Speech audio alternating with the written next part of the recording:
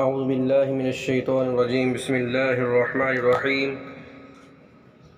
آج میں آپ حضرات کے سامنے شادی کا قرآنی وظیفہ لے کے حاضر ہوا ہوں۔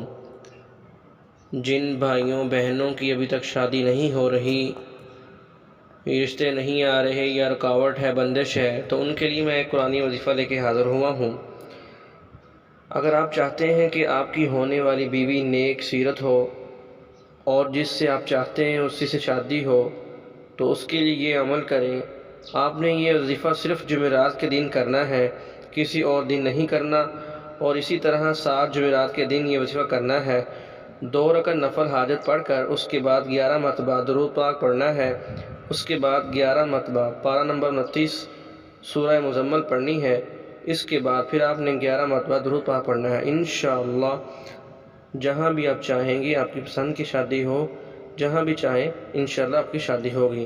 اگر آپ کو میری ویڈیو اچھی لگی ہو تو اس کو زیادہ سے